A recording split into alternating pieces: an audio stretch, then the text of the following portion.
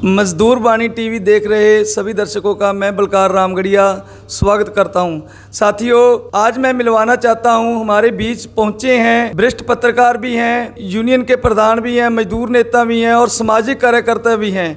उन्होंने बहुत सारे कार्य हिसार में किए हैं, बहुत अच्छे पत्रकार हैं। आपका संदेश, इनका एक यूट्यूब चैनल भी है, इनके अखबार भी है जो पिछले 20-22 सालों से ये लगातार पत्रकारिता से जुड़े हुए हैं। और मेरे साथ बैठे हैं हमारे जरनैल सिंह जी, जिनको आप अच्छी तरह जानते हो, तर्क हरियाणा से हैं और इनको यूट्यूब पर वीडियो इनके अक्सर आप देखते हो। तो आइए सबसे पहले हम इनका स्वागत करेंगे, उसके बाद तीनों मिलकर देश के कुछ मुद्दे हैं उन पर चर्चा करेंगे। आपकी आवाज़ हम सरकार तक पहुंचाने का काम करेंगे और चर्चा करेंगे कि क्या क्या गलत हो रहा है और ऐसा क्यों हो रहा है। मजदूरों के साथ जब भी धक्का होता है तो हमारे जो प्रधान जी हैं, जरनैल सिंह जी हैं और मैं हूं, हम सब मिलकर उनकी आवाज़ उठाते हैं। आइए सबसे पहले हम स्वागत करते हैं हवा सिंह जी चहल का। नमस्कार सर। नमस्कार जी, सभी दर्शकों को मेरी तरफ से नमस्कार। सर बहुत बहुत स्वागत है आपका तर्क हरियाणा और मजदूर वाणी चैनल के दफ्तर में आज आप पधारे हो।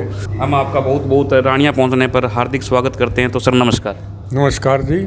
सर अगर पहला सवाल मैं आपको पूछूं आपसे, तो पहला सवाल मेरा ये होगा, जिस तरह पेपर लीक होने के मामले को लेकर अगर हम बात करें तो जो ये पेपर लीक होने का मामला पहला मामला नहीं है कि हरियाणा कांस्टेबल का पेपर जो है वो लीक हुआ है। इससे पहले भी 27 पेपर लीक हो गए हैं। तो ये पेपर लीक के मामले को लेकर आप इसको किस नज़रिए से देखते हैं, इसके ऊपर आप अपनी प्रतिक्रिया दीजिए। तो जरनैल सिंह ने बहुत अच्छा सवाल किया है। तो दोस्तों, ये कोई पहला मामला नहीं, जैसे कि आपने खुद ही अपने प्रश्न का उत्तर भी दिया है और मैंने इस पर आपका संदेश चैनल में एक वीडियो भी प्रकाशित किया है जो प्रसारित हो रहा है और उसकी बड़ी प्रतिक्रियाएं भी हुई हैं। कईयों ने तो कहा जी हम इस पर कमेंट डाल नहीं सकते, लेकिन उन्होंने फ़ोन पर यह कहा है कि ये बड़ा गंभीर मसला है, क्योंकि जो आपने देखा पिछले दिनों पुलिस भर्ती का जो मामला था, इससे पहले और ग्राम सचिव कर कई तरह के मामले आए। तो उनमें ख़ास बात यही थी कि पेपर देने के बाद जब पूरा खर्चा लग चुका है, हर लाखों बच्चे जो करोड़ों रुपए खर्च करके एग्ज़ाम देते हैं, पूरी तैयारी के पूरी शिद्दत के साथ जो आते हैं और वो बड़े मायूस होकर चले जाते हैं, लेकिन किस तरह से वो बच निकलते हैं एक बहुत बड़ी लंबी चैन है। और विपक्ष का ये आरोप खुल्लम खुल्ला था।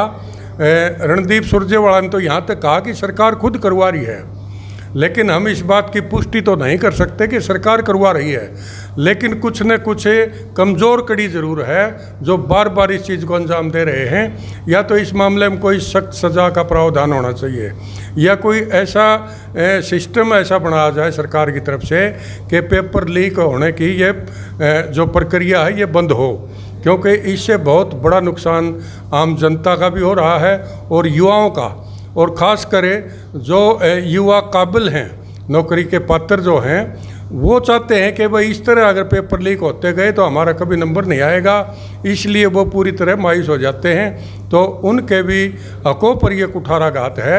इसलिए इस तरह का कोई भी अगर मसला है तो सरकार को पूरा संज्ञान लेना चाहिए। सर अगर मैं अगला सवाल फिर इसी से रिलेटेड आपसे करूं, तो जिस बच्चे की उम्र इसी वर्ष पूरी हो गई थी, तो हमने पहले भी वीडियो डाला था पेपर लीक होने के मामले को लेकर और हमने सरकार को सचेत करते हुए ये कहा था क्या उस बच्चे को गोल्डन चांस दिया जाएगा, इस पे सरकार पुनर्विचार करे, या फिर जो बच्चे ICS सेंटर से या लक्ष्य सेंटर से जो भी सेंटर है, चाणक्य सेंटर की बात करूं तो उनकी 4 या 5 हज़ार रुपये मंथली फ़ीस है और 2-2 साल से जो बच्चे तैयारियां कर रहे हैं 1,20,000 रुपये के समथिंग 1 साल का खर्चा है उनका, और वो खर्चा जो है सरकार क्या उनको वापस जुटा पाएगी, इसके बारे में क्या कहना चाहिए?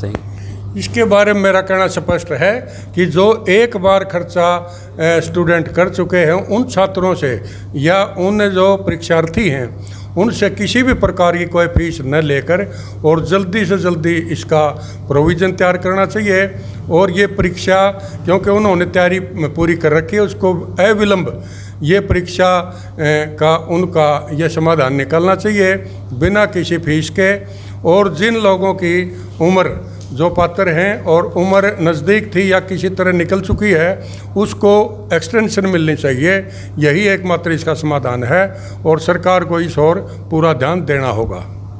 तो सर, जिस तरह अगला सवाल मेरा आपसे है, जिस तरह ये योजना चल रही है प्रधानमंत्री अन्न योजना, और बीजेपी पार्टी पर लोगों का रोष है, लोग इनका गांव में एंट्रियां इनकी बंद कर दी गई हैं क्योंकि किसान आंदोलन चल रहा है और ये अपनी पार्टी का प्रचार, लोगों का मानना ये है, कल से वीडियो चल रही है, जो बीजेपी के ये थैले बनाए हैं इन्होंने, ये जलाए जा रहे हैं, तो इसको आप किस नज़रिए से देखते हैं? ये ऐसा है, ये गरीब अन्न कल्याण योजना है, तो ये है तो केंद्र सरकार की, लेकिन मुझे लगता है कि ये गरीबों की मदद न करके एक पार्टी का प्रचार किया जा रहा है और विपक्ष का ये सीधा आरोप है। और आरोप झूठा नहीं है, आरोप सही साबित होता है जब थैला 5 किलो का है और उस पर प्रिंटेड जो कराने का जो खर्चा है और उसका बैग्स का पैकिंग का जो खर्चा है वो महंगा है, तो क्यों न इसे 5 किलो की बजाय उनको 10-15 किलो ही दे दिया जाता बगैर किसी प्रचार के, वो बल्कि अच्छा होता। लेकिन आमतौर पर देखने में आया है कि पार्टी जो बीजेपी है उसने अपना प्रचार ज़्यादा किया है।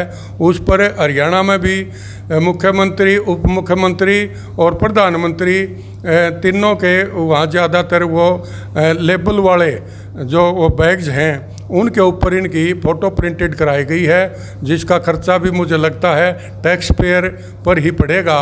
और ये एक गंभीर मसला है क्योंकि इस तरह के जो मामले हैं, प्रचार के बहुत से तरीके हैं, सरकार के पास सूचना विभाग भी है, लोक संपर्क वाले भी हैं, बहुत कुछ ऐसा है। तो इस टैक्स पेयर के पैसे की ये बर्बादी समझता हूँ, क्योंकि लोगों ने जिस रोज़ स्वरूप इनको जलाया है तो ये टैक्स पेयर का ही पैसा है, जो लोग टैक्स की शक्ल में हम और आप देते हैं, उसका ये सरासर मिसयूज है। तो सरकार को इस पैसे के बजाय अन्न की मात्रा बढ़ा देनी चाहिए, मेरा यही कहना है। सर, जिस तरह अगली बात करूं मैं पंजाब केसरी की रिपोर्ट को लेकर, तो पंजाब केसरी अखबार की बात अगर मैं करता हूं तो इसके अंदर जो रानिया से हारे हुए विधायक हैं गोविंद कांडा जी, वो जो सरकारी राशन को कैसे वितरित कर सकते हैं, ये उनके पास कोई सरकारी ओहदा तो है नहीं, लेकिन जो कंडीशन थी उसकी गाइडलाइन के अकॉर्डिंग अगर देखा जाए तो फूड सप्लाई दफ्तर को इसका इंचार्ज दिया गया था डिपो होल्डर को राशन बांटने के लिए। हर बार हम देखते हैं डिपो होल्डर राशन बांटता है, लेकिन इनको वो ये आप कितना सही मानते हो कि जो हारे हुए विधायक हैं गोविंद कांडा वो राशन बांट रहे हैं? ऐसा है, जो कांडा परिवार है वो अपने आप को सामाजिक परिवार मानता है। सामाजिक कार्यों में अगर वो किसी खास रुचि लेते हैं, कोई ऐसा बंटवारा करते हैं तो ठीक है, लेकिन मैं समझता हूँ ये सरकार की, केंद्र सरकार की एक योजना है और ये एक सरकार के खर्चे पर योजना चलाई जा रही है। इसमें राजनीति चमकाना मैं उचित नहीं समझता, क्योंकि वो तो फिर भी हारे हुए हैं और भी छुट भइए हैं, कई विधायक भी हैं जो इस चीज़ को सरंजाम दे रहे हैं और मुझे लगता है कि ये गलत है, क्योंकि पार्टी का प्रचार अलग चीज़ है और सरकारी योजनाओं का जो लाभ आम जनता को देना चाहिए वो एक दैट इज़ सेपरेट थिंग, वो एक अलग चीज़ है। तो मुझे लगता है कि इसको ज़्यादा से ज़्यादा, और एक गरीब शब्द का ये जो बार बार प्रयोग करते हैं, मुझे लगता है कि जिस तरह पहले कुछ संशोधन हुए हैं जाति सूचक को लेकर, जैसे कई जगह कुछ शब्द ऐसे थे जिनको बदला गया था, उसी तरह ये बार बार जो गरीब, हर जगह गरीब जो लगा जाता है, ये गरीब एक मानवता के खिलाफ, गरीब होना किसी के बस की बात नहीं है। जो गरीब है उनको निर्धन तो आप कह सकते हो क्योंकि उनके पास धन नहीं है, लेकिन गरीब शब्द मुझे लगता है अच्छा नहीं है, उसके मान सम्मान को ठेस पहुंचती है। ये सरकारी जितने भी स्कीमें हैं उसमें गरीब शब्द हटा के या तो निर्धन कर दो या फिर उनका कहीं न कहीं ज़रूरतमंद शब्द, इसमें मेरे ख्याल ठीक रहेगा। सरकार को इसमें संज्ञान लेना चाहिए। बार बार हर जगह गरीब गरीब करके उनकी एक किस्म से मानसिक भावनाओं को ठेस पहुंचती है और बहुत से पात्र तो जो खुददार किस्म के लोग हैं वो इस स्कीम को लेने ही नहीं पहुंचते क्योंकि वो गरीब शब्द से संतुष्ट नहीं है।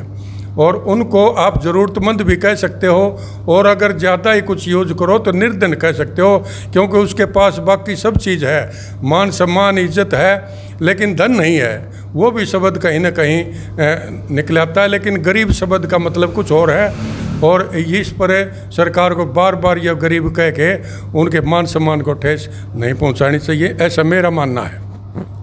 तो सर बहुत बहुत धन्यवाद, आपने हमारे साथ बातचीत की।